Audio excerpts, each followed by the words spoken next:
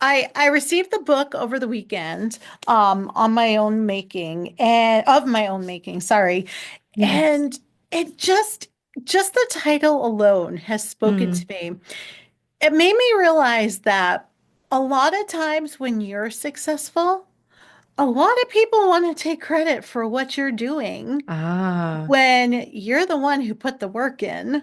And that's what it said to me. And it just made me pause for a minute and think on that. And I love that. I can't even imagine how I'm going to feel after I read the entire book. Oh my gosh. Thank you for sharing that, Kiki. I will tell you that one of the most rewarding, fulfilling, coolest things about having my book out in the world, it's been a week now, has been all the ways in which people are resonating with aspects of it that I hadn't even thought about. And they're saying, it spoke to me in this way. And it feels just so wonderful to know that it's speaking to people and sort of finding them where they are. Yeah. So Yeah. tell me a little bit about your family trauma, or what this book is all about for you.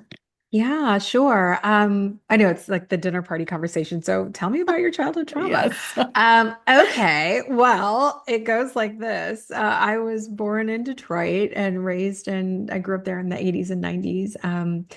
My father was absent from our lives as my parents split up when I was quite young. My mother struggled deeply with a crippling drug addiction for pretty much my entire childhood. And as a result, she didn't work. And my sister and I grew up in extreme poverty. And when I say extreme, it's hard to paint that kind of a picture, but I will tell you that we have taken 1 inch baths before because we didn't have running water. We many times went without electricity and or the gas working in the house, and because I grew up in Michigan, the winters were especially Mhm. cold. I know food insecurity and what it means to know that for sure you'll eat at school because I was a free lunch kid in school, but to not be exactly sure what that would look like when you get home. And that kind of, I would say, instability and tumult and neglect, frankly, and abuse at the hands of my mother. It just made for an environment and a way of living that always felt unstable and Mhm. inconsistent and quite terrifying, to try to give you some sense of what that looked like. I can't even imagine what you went through, but you've written a book that's going to help so many people. And I think sometimes we go through things, bad things, horrible things, but it's what we do with it afterwards that really Yes. matters and helps others. Yes. Yes. And it's okay to look at it. I think the concern, and certainly it was my experience, and I write about this. I saw leaving Detroit as doing the job. My job was to leave Detroit and get to this other life that I had decided probably when I was 8 or 9 years old that was waiting for me. I had that clarity at a really young age, and people ask, where did it come from? And I think it's nature and nurture. But I felt really clear that I had a choice. And I think in that knowing that we have a choice, we have so much power. And to introduce that idea to people and to let them know that you don't earn your beginnings. None of us do, for better or for worse. We don't Mhm. get to choose where we come from, but we do get to choose who we become. And we do get to create a new story, but it starts with the relationship that we have with the story, that origin story. And I was running away from it for years, and it wasn't until I could really be confronted with it and look at it and start to excavate all the ways in which I had, that my background was being recreated in my present, but also just the ways in which it informed how I saw myself. It wasn't until then that I could really start to do the work of healing. Yeah. You've I would assume, and I haven't read the book entirely yet, but Yeah. I would assume that you had to look at people closely in your life and see who was toxic and finally put an end to that relationship or put it in the back at least. Yeah, I did. And it's hard to do. I wanted people to hopefully see that it can be done and that you can find acceptance in that decision without necessarily needing to have air quote forgive someone. I think that we often talk about forgiveness as the thing that you do for yourself. Hmm. And for me, and I understand that theoretically, but I think the challenge in that is typically if a person doesn't ask for forgiveness, can you give it? Like, what does it mean to forgive someone, Ooh. to offer forgiveness to someone who hasn't requested it from you? But I yes, I did. My mother, it was clear to me in my adulthood that she was still unwell. I had graduated from college and determined that she was still using drugs and that just wasn't going to work for me anymore, that I could choose to not be around that kind of behavior, be in that environment, and ultimately try to be in relationship with someone who wasn't willing to acknowledge that she had a problem in the first place and that it was still a problem in her life and therefore in our lives. And it just felt so clear to me that we could never have a healthy relationship if that were the case. And so it's been over 20 years now since I've been estranged from both of my parents, and certainly not the easiest decision that I made, but it was the right one. And for now, it continues to be the right one. Yeah. It it's amazing to me because I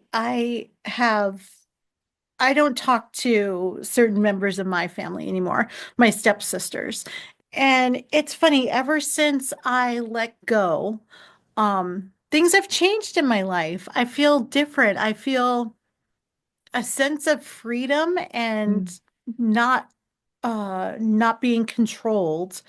And what's weird to me is that the I always had in the back of my mind the imposter syndrome. mm, Like, what am I doing? Do I even belong here? Who am I faking? And ever since I let go of the toxic relationships in my life, I don't feel like that anymore. I have a few thoughts that came to mind as you were sharing that. First is epigenetics, which is the study of how our environment and behaviors have an impact on the way our genes are expressed, right? And so you can imagine that if you stayed stuck in a wound, stuck in an environment where there was harm, where there was lack or scarcity or unsafety in any kind of a way, the ways in which your body and your genes, your tendency to react in that specific environment could show up. Similarly, when we take ourselves out of that, when we put ourselves in healthy environments, the Mhm. ways in which other things may emerge in terms of our gene expression. There's a quote that I won't misattribute because it's been attributed to a few different people, but this idea that your zip code is more important of a factor on your health and well-being than your genetic code, that the environment that you are in is going to play that significant of a role. So it's always nature and nurture. It's never just one because it can be that simple. And being around people who have caused you harm, being around people who, create a sense of disease or discomfort or unsafety for you, it can absolutely lead you towards negative behaviors as a way of coping if that is you have that propensity to do so. And for me, it was very much about removing myself from the environments that would do that. And it sounds like you did the same I thing. know. Well, the Yeah. safety part, it's funny when you said that, it made me think, yeah, I never felt comfortable or safe enough to really express myself in front of them. And now that they're not there, I don't have to worry. I could just be me and I know who I Yeah. am and that's it. So you also address self-parenting, Mhm. and I always have trouble with that. Can you explain what that is for everyone? Sure. I describe it very simply as doing the unfinished business of raising ourselves. And I think your inner child is going to be however old that, version of you is that maybe needs the most tenderness, the most care, the most compassion. But you can imagine, right? We're not done growing just because we reach a certain age or level of maturity or we move out of our Mhm. parents' homes. And you have to imagine that in some cases there were things that you didn't get as a child. Maybe they were outright denied to you. Maybe they happened as a result of neglect and you just didn't get them because your parent didn't have the capacity or the resources or even the knowledge to tend to you in that way. That doesn't mean that need went away. Just Mhm. because you grew up and you matured or you reached a certain age or a certain level of success, even. And so for me, this idea of reparenting or, doing that unfinished business of raising yourself, picking up where they left off, showing up for the person that had those needs that went unmet and doing it without being consumed by it, honoring it and showing up for it without losing yourself in it because I think that's often what happens. It feels like a wound that we stay stuck in, and you don't have to stay stuck in that wound to understand it and to take care of it. Daria, you are lovely. I love talking with you. I would love to have you on the show again, Thank because I you. think it's so important. So I was on one show for over 14 years, and I now have my own show. And it's because, I lost both my parents in 2020 to cancer, and it just changes you. And I want to help people. I'm doing different things around town and I'm hearing people's stories and they're opening up to me. And I think Mm, it's so important that we share our story because you yes. never know who needs to hear it. And even if you Yes. help one person, you won. That's everything, Mm-hmm. this whole human experiment that we're doing, this project that we're doing of being humans in the same space at the same time. It can be hard, but we don't have to do it alone. It was important to me. I suffered in silence for many years, Hmm. holding the secrets of my childhood and feeling a lot of shame around it. And it's been so healing to be in community and in conversation with people about it and to be an enlightened witness for them when they can share back their stories because maybe there was something that resonated. It's such a gift and I believe it is honestly the greatest source of healing that we all have is each other. Yes, I Yeah. totally agree. I love it. Yes, please come on the show again. I I will would be happily. honored. I'd love to. All right. Well, thank you so much. I'll let you go, but I cannot wait to read this book. I'm going to start today. Um, of my own making. It's just, I'm just the title alone has spoken to me, so I know it's going to be very impactful. So thank Thank you so much for you. Oh sharing my your gosh. story.